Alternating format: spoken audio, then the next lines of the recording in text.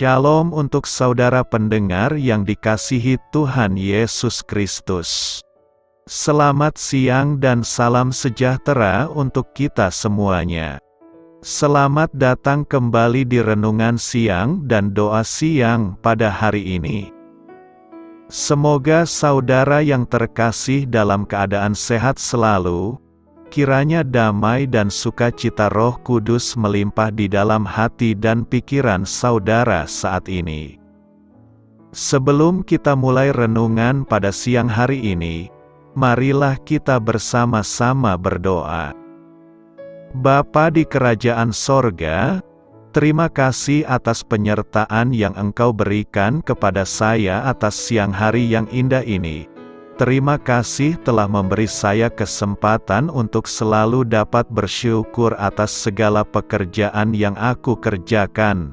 Maka dari itu, saya mohon sertailah selalu diri ini sepanjang hari ini. Terima kasih atas berkat Tuhan hingga saat ini aku masih bisa merasakan kebaikan Tuhan dan buatlah agar bibirku selalu mengucap syukur kepadamu. Tuhan Yesus Kristus, terima kasih pada saat ini saya masih bisa bekerja. Tuhan, saat ini saya akan memulai pekerjaan saya. Berkatilah pekerjaan ini dan sertailah sepanjang saya selama bekerja pada hari ini, agar menjadi berkat bagiku, bagi keluargaku dan juga tempat saya bekerja. Berkati seluruhnya di siang hari ini agar berjalan dengan baik dan menjadi berkat untuk kami jalani bersama dengan anak Tuhan yang lainnya. Dalam nama Tuhan Yesus, aku berdoa. Amin.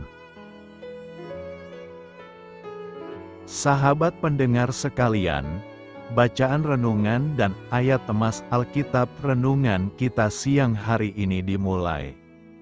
Nats bacaan kita siang hari ini adalah, hati yang gembira adalah obat yang manjur, tetapi semangat yang patah mengeringkan tulang.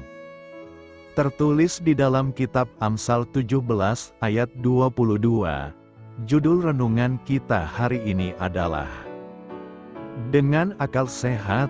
Bacaan kita pada siang ini terambil dari kitab Amsal 17 ayat 22 sampai dengan ayat 24.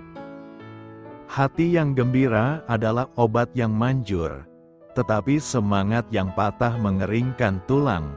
Orang fasik menerima hadiah suapan dari pundi-pundi untuk membelokkan jalan hukum. Pandangan orang berpengertian tertuju pada hikmat, tetapi mata orang bebal melayang sampai ke ujung bumi. Ayat renungan kita ini terambil dari kitab Amsal 17 ayat 22 sampai dengan ayat 24. Kata bijak Alkitab hari ini adalah, Tuhan tak hendak mengajak kita bersikap naif, kita percaya itu.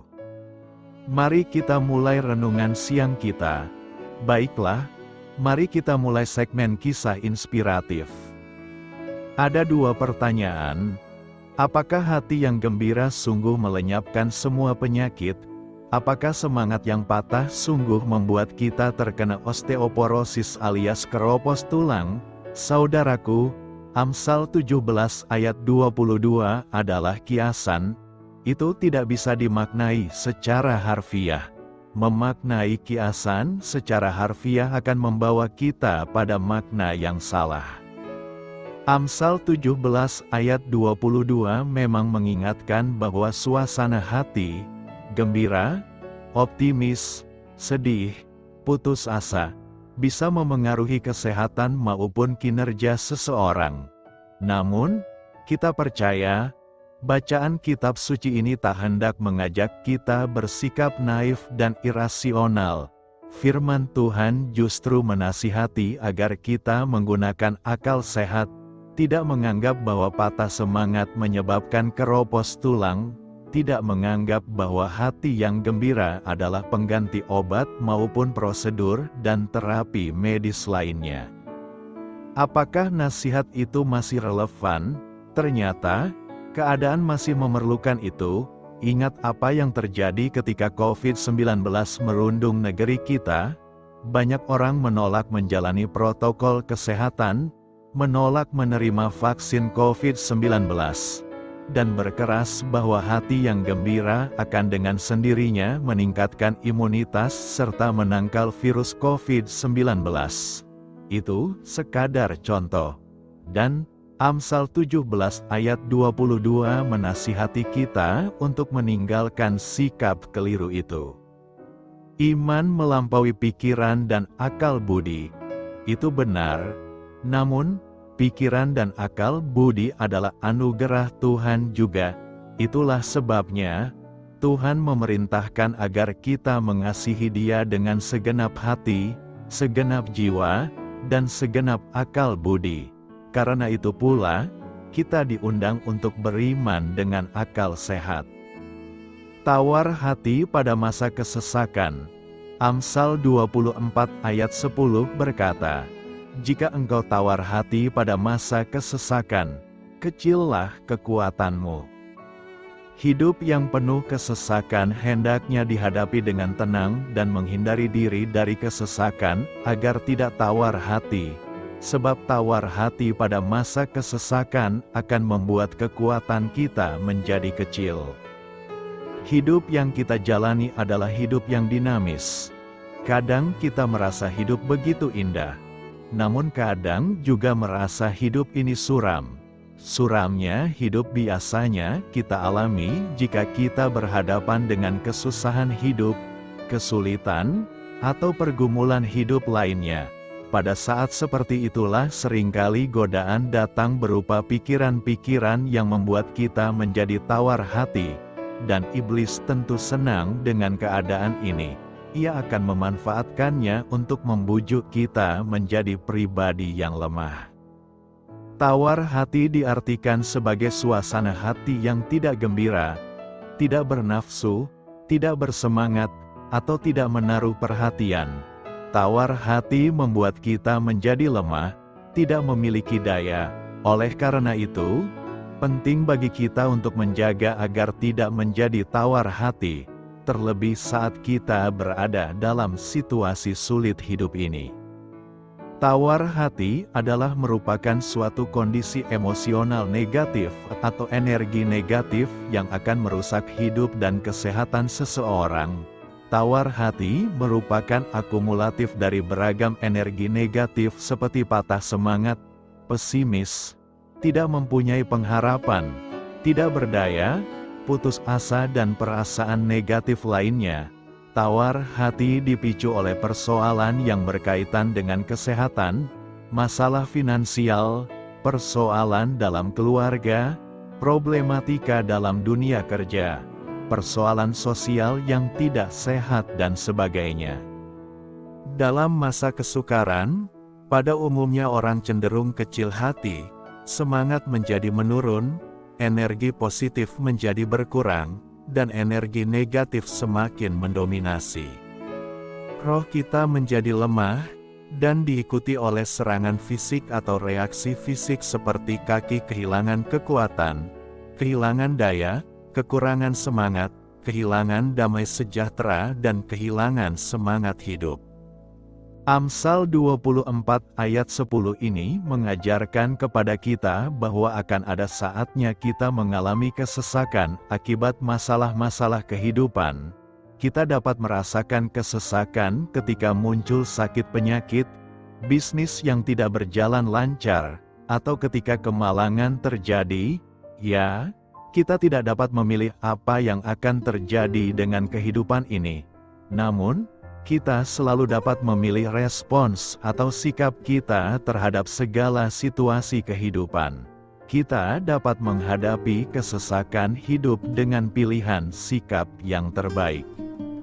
Menjadi tawar hati atau kehilangan semangat dalam kesesakan memperkecil kekuatan kita. Sebaliknya, menghadapi kesesakan dengan semangat juang yang tinggi akan menghasilkan sesuatu yang baik. Pilihan sikap kita di masa kesesakan akan menentukan masa depan. hadapi kesesakan dengan semangat juang agar kita muncul sebagai pemenang.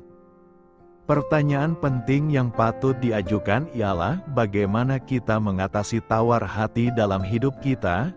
Berdasarkan firman Tuhan, maka ada beberapa cara yang bisa kita lakukan untuk mengatasi rasa tawar hati, yaitu: pertama, menerima kenyataan dari hidup ini. Hidup yang kita jalani adalah hidup yang real atau nyata.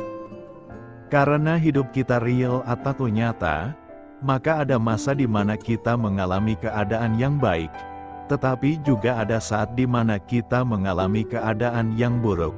Artinya, bahwa dalam realita kehidupan kita sesungguhnya ada beragam musim, dan kita tidak bisa menghindarinya. Ada banyak orang yang tidak siap menerima kenyataan yang terjadi dalam hidupnya. Itu sebabnya banyak orang ingin menghindar dari hal-hal yang tidak sesuai dengan harapannya, bahkan berusaha untuk meniadakannya. Memang pada umumnya kita ingin supaya berada pada musim yang baik, musim yang sesuai dengan keinginan kita. Sikap inilah yang pada akhirnya mendatangkan kekecewaan dan kepahitan serta menjadi tawar hati. Bahkan timbul sikap yang mempersalahkan Tuhan. Sebagai pembawa damai, kita harus mengerti dan memahami bahwa sesungguhnya Tuhan tidak menjanjikan hidup kita berjalan mulus. Hidup kita bebas dari masalah. Yang Alkitab tegaskan bahwa Tuhan berjanji untuk senantiasa menyertai kita pada masa-masa sukar di hidup kita. Tuhan berjanji untuk memberikan pertolongan yang kita butuhkan. Kedua, kita harus memperkuat manusia roh kita. Jika engkau tawar hati pada masa kesesakan, kecillah kekuatanmu. Kata kekuatan dalam ayat ini bukan berbicara fisik atau materi, tetapi berbicara tentang kejiwaan. Orang yang berfisik besar atau orang yang berfinansial limpah belum tentu kuat ketika menghadapi persoalan hidup. Dan kata kesesakan bukan identik dengan kekurangan saja, tetapi juga keadaan yang kecukupan. Jadi kesimpulannya, kesesakan bisa terjadi kepada siapa saja. Seringnya orang Kristen mengabaikan pembangunan kerohanian dan lebih mementingkan kebutuhan jasmani. Mereka berpikir bahwa kekuatan hidupnya bersumber kepada jasmaninya. Kesehatan dan kedewasaan rohani itu sangat penting untuk menghadapi persoalan-persoalan dalam hidup kita, sebab musim hidup selalu berganti, namun seringkali kita mengabaikannya. Kualitas rohani kita akan tampak ketika kita diperhadapkan dengan masalah. Kita tidak akan pernah tahu perubahan musim hidup kita, tetapi kita bisa mengantisipasinya dengan membangun kekuatan kerohanian kita sehingga tidak mudah putus asa ketika musim kering itu tiba. Sama-sama umat Tuhan, tetapi kadar iman yang dimiliki masing-masing orang tidaklah sama. Seperti contohnya iman Daud dengan saudara-saudaranya. Ketika tentara Israel diperhadapkan dengan Goliat, iman Saul dan saudara-saudara Daud menciut. Tetapi sebaliknya iman Daud bertambah kuat sehingga Daud hanya membutuhkan umban kecil untuk membunuh Goliat. Sekecil apapun yang kita miliki jika disertai dengan iman, maka apa yang tidak mungkin akan menjadi mungkin. Jangan mudah patah semangat sebab ada Tuhan yang selalu menolong kita dan tidak ada yang mustahil bagi orang percaya. Ketiga, kita harus belajar untuk mengucap syukur dalam semua situasi. Bersyukur dalam segala hal itu adalah kehendak Tuhan. Artinya dalam keadaan baik maupun buruk tetap bersyukur. Bersyukur, artinya kita mempercayai apa yang sedang terjadi dalam hidup kita semua atas seizin Tuhan dan tidak ada sedikit pun keraguan. Ayub adalah contoh pribadi yang bersyukur dalam segala hal. Di saat senang maupun susah, Ayub mengawali ucapannya dengan pujian. Bersyukur menjadi kunci kekuatan kita, sebab dengan bersyukur membuktikan bahwa kita percaya kepada Tuhan dan disitulah Roh Kudus memberi kekuatan kepada kita untuk tetap tegak berdiri. Orang yang tidak pernah bersyukur, sesungguhnya mereka kurang percaya. Sebaliknya, orang yang selalu bersyukur mereka adalah orang-orang yang beriman kepada Tuhan dan mampu menyerahkan dan mempercayakan hidupnya kepada Tuhan sehingga tidak tawar hati di waktu kesesakan. Ingatlah juga firman Tuhan dalam Amsal 17 ayat 22. Hati yang gembira adalah obat yang manjur, tetapi semangat yang patah mengeringkan tulang. Karena itu, mari tumbuhkan kegembiraan dalam hati, dan pelihara semangat, agar kita tidak menjadi tawar hati, dan kehilangan kekuatan hidup. Yesus akan meneguhkan kita. 1 Korintus 1 ayat 8 berkata, Ia juga akan meneguhkan kamu sampai kepada kesudahannya, sehingga kamu tak bercacat pada hari Tuhan kita Yesus Kristus. Meneguhkan berarti menguatkan kita sampai kesudahannya. Pernyataan ini menunjukkan bahwa dalam perjalanan kita di dunia ini akan dipenuhi dengan berbagai tantangan dan rintangan menuju kehidupan yang kekal. Saat kita menjumpai pergumulan yang berat, maka Yesus pun berjanji akan meneguhkan kita menghadapinya. Tuhan yang kita sembah adalah Tuhan yang setia. Ada 3.000 lebih janji Tuhan di dalam Alkitab, tapi waktu kita membaca Alkitab, sering kita mengabaikannya. Firman Tuhan adalah benar dan penuh kuasa. Dia berfirman, maka semuanya jadi. Dia memberi perintah, maka semuanya ada. Bagi manusia tidak mungkin, tapi bagi Allah tidak ada yang mustahil. Bagian firman Tuhan di atas sekali lagi menguatkan dan menghibur kita.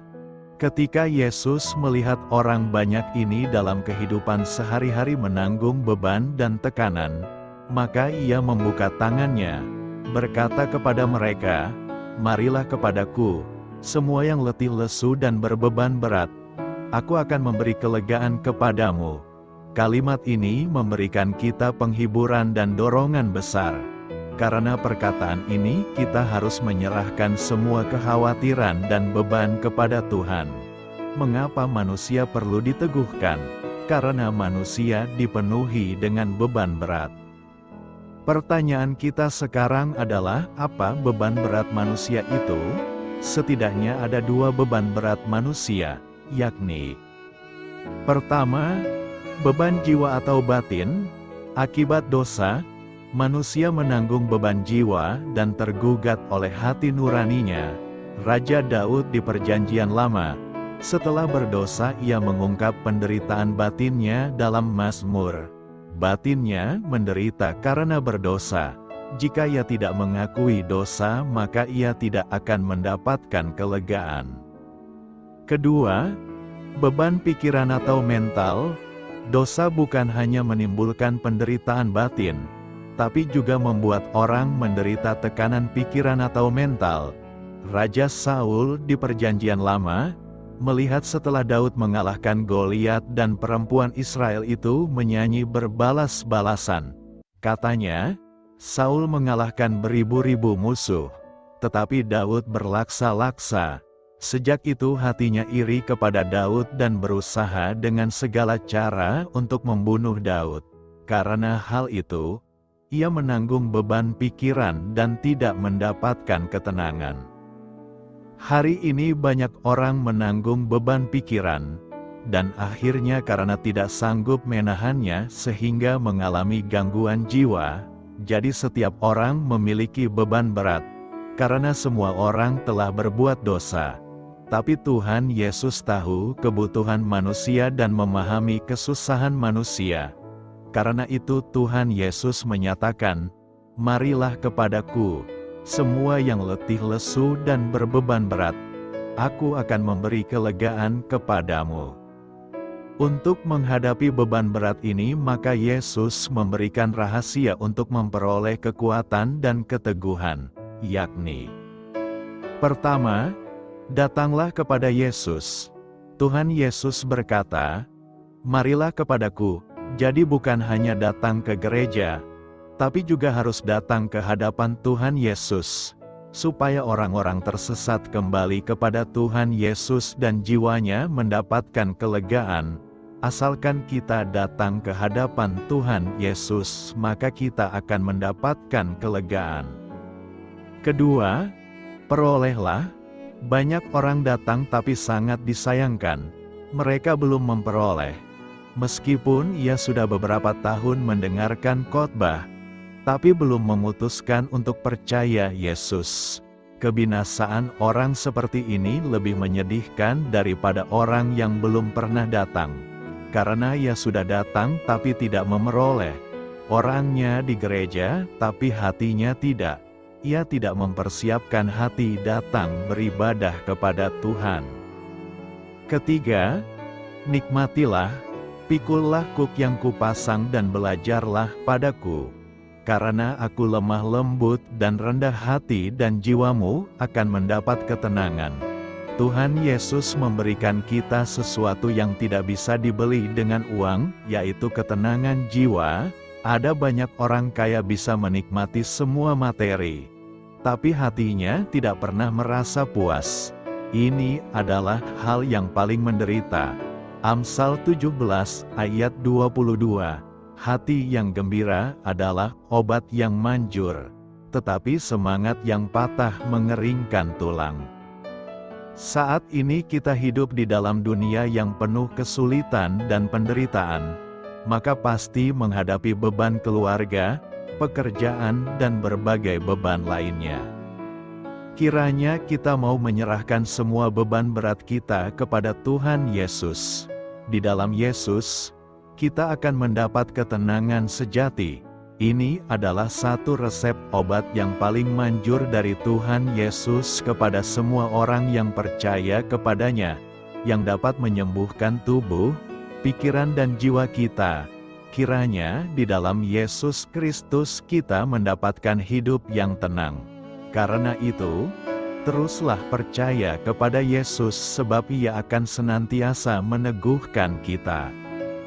Apa maksudnya hati yang gembira mendatangkan kebaikan?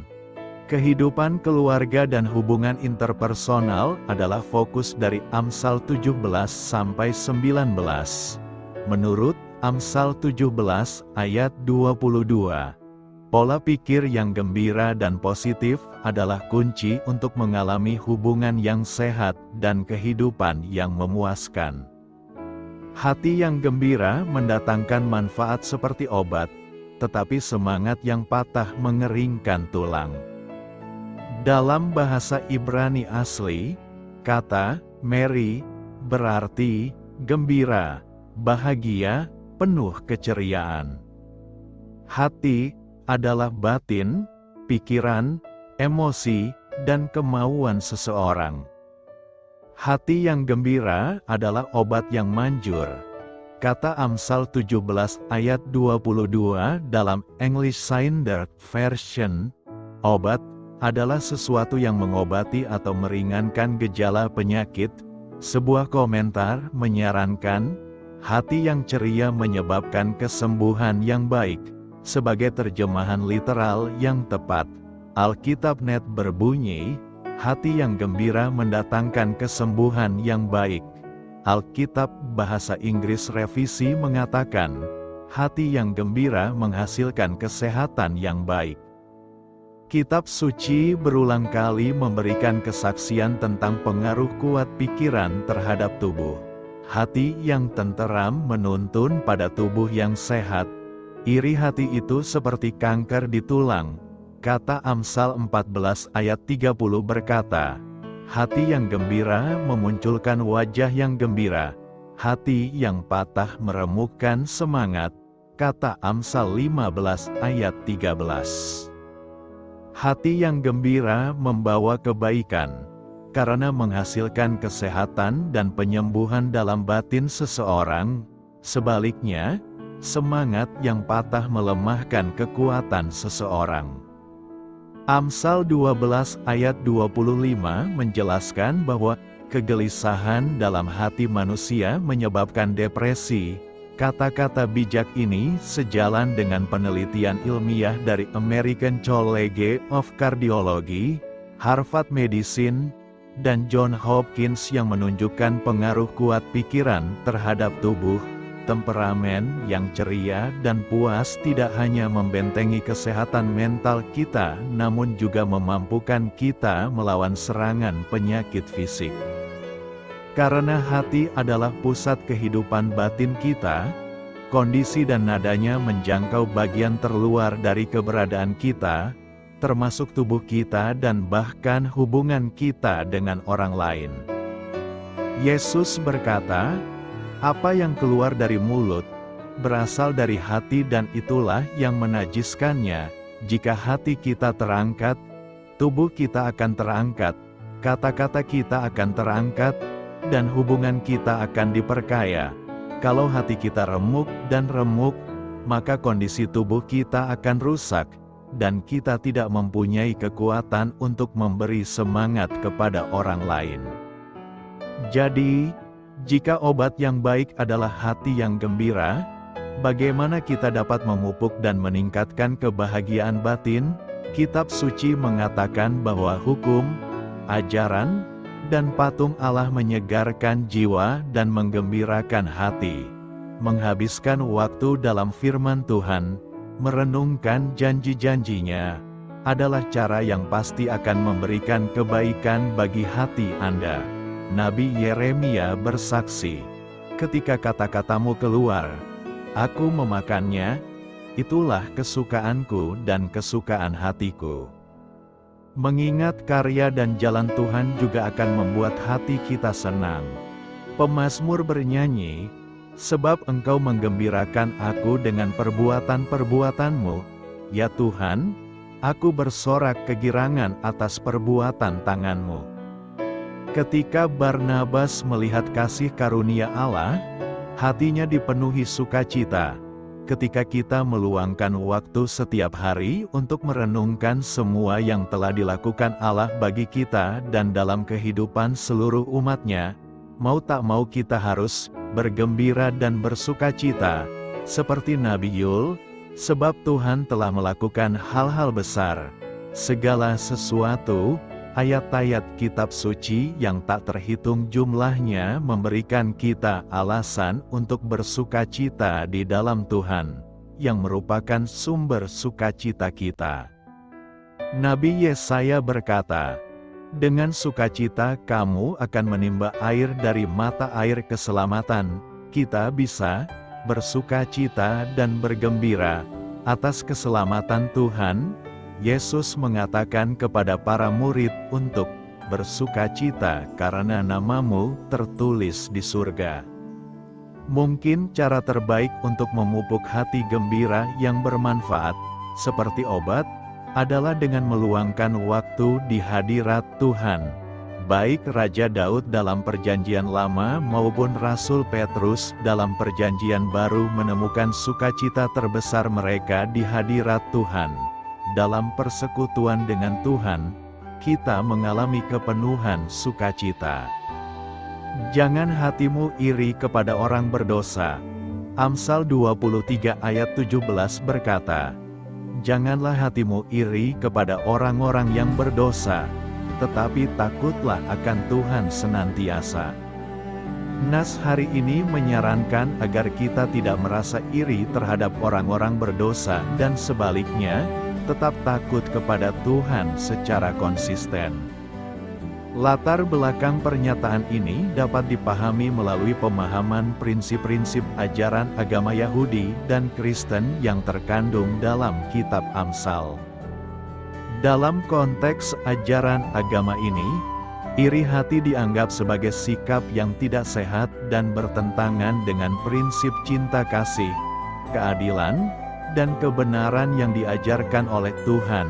Iri hati seringkali muncul ketika seseorang melihat orang lain memiliki sesuatu yang mereka inginkan atau merasa bahwa orang lain lebih berhasil atau bahagia daripada mereka. Iri hati dapat menghasilkan rasa ketidakpuasan, kekecewaan, dan kebencian yang merugikan diri sendiri dan hubungan sosial. Dalam kitab Amsal, penulis menekankan pentingnya menjaga hati agar terbebas dari iri hati.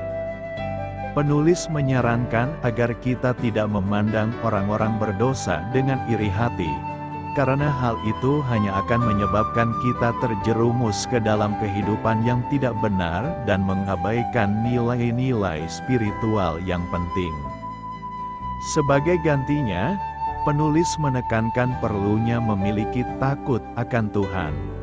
Takut akan Tuhan di sini bukanlah takut dalam arti takut akan hukuman, tetapi lebih pada rasa hormat, ketaatan, dan kagum kepada Tuhan. Hal ini mencerminkan kesadaran akan kehadiran-Nya yang sempurna, kebijaksanaannya, dan kemampuannya untuk memberikan petunjuk hidup yang benar. Dengan memiliki takut akan Tuhan, kita akan memiliki pegangan moral yang kokoh, menghindari jalan dosa, dan hidup sesuai dengan kehendak-Nya. Pesan ini mengajak kita untuk memfokuskan perhatian dan pemikiran kita pada hubungan kita dengan Tuhan serta kehidupan rohani yang benar, daripada membanding-bandingkan diri dengan orang lain atau merasa iri terhadap mereka.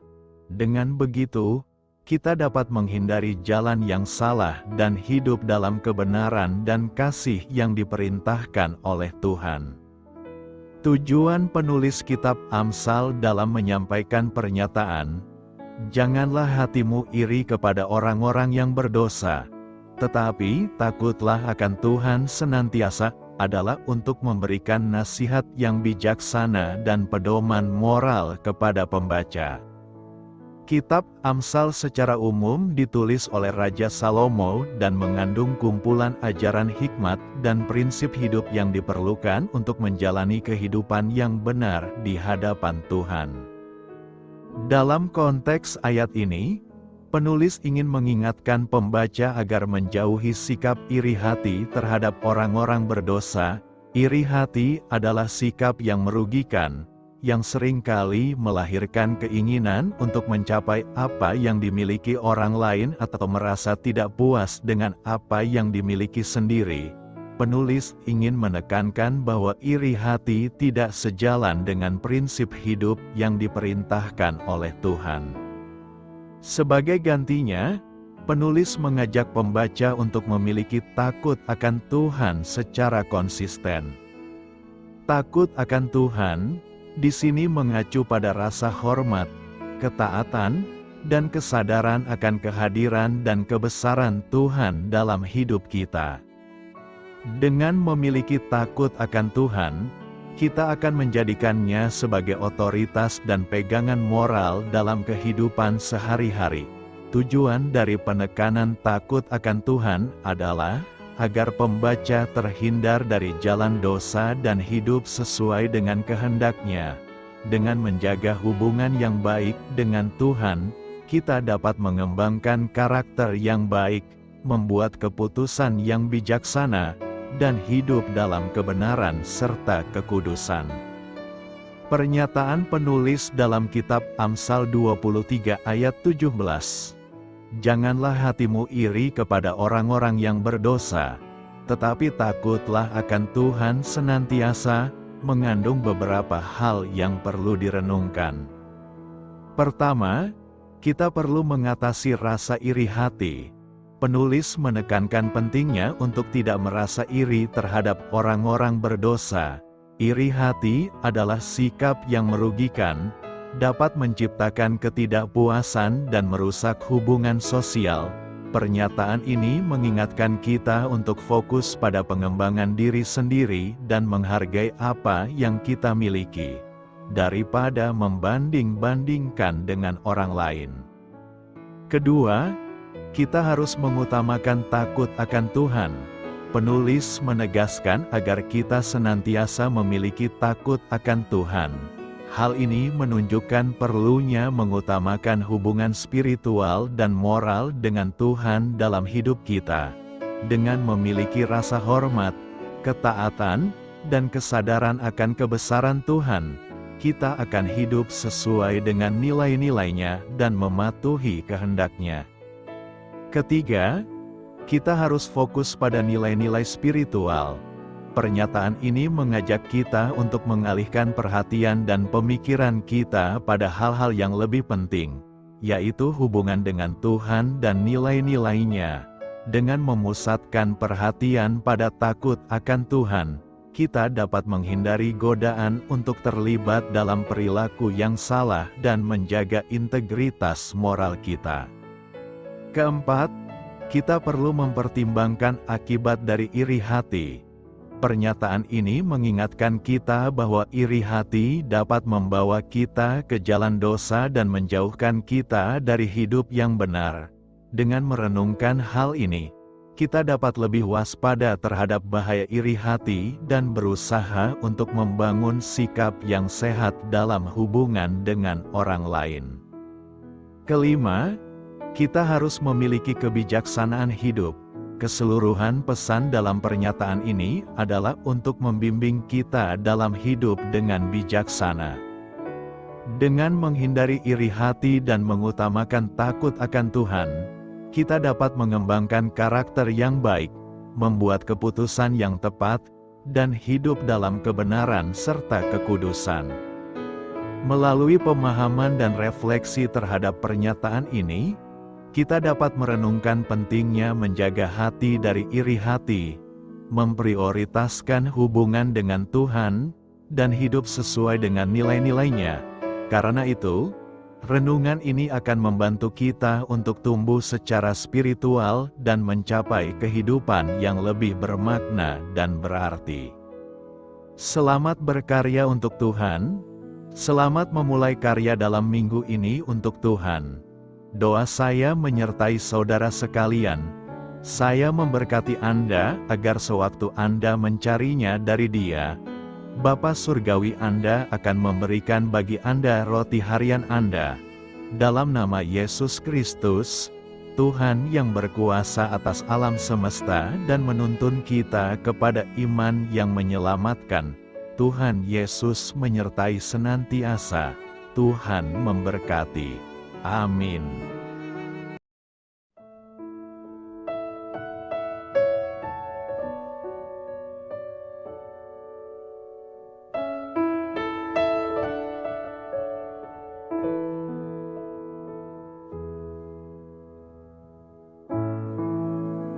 Demikianlah renungan firman Tuhan pada siang hari ini.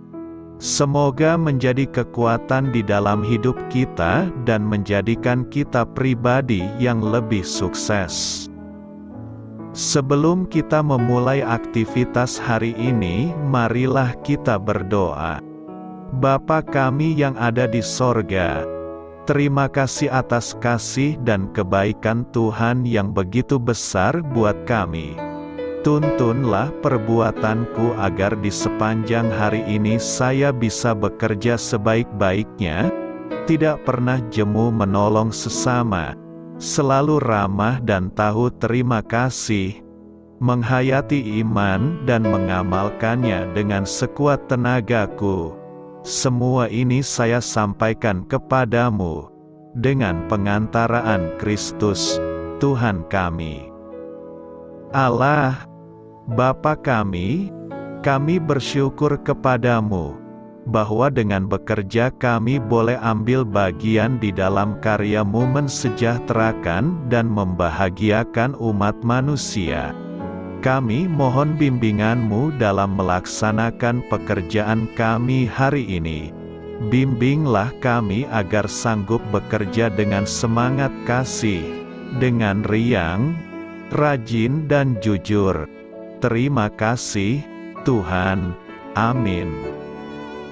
Dalam nama Tuhan Yesus Kristus Tuhan dan Juru Selamat kami, Bapa kami yang baik, Kami mengucap syukur dan berdoa.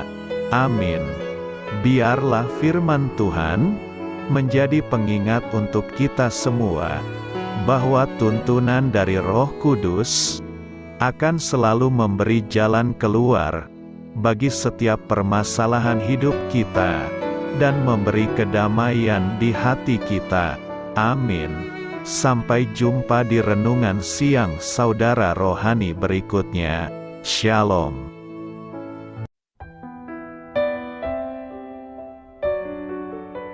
Halo untuk semua pendengar saudara rohani yang terkasih di dalam nama Tuhan Yesus Kristus dimanapun berada. Mari dukung kami, tim redaksi Renungan Harian Saudara Rohani, dengan cara memberikan bantuan, kritik dan masukan. Saudara dapat memberikan masukan melalui kolom komentar di bawah atau mengirim kepada kami langsung melalui email yang tertera di layar Anda, saudararohani@gmail.com. Jika saudara terberkati melalui renungan ini, saudara dapat mendoakan kami dan memberikan bantuan lainnya dengan mengirim email kepada kami. Saya berdoa agar saudara sekalian bahagia dan sehat selalu. Amin.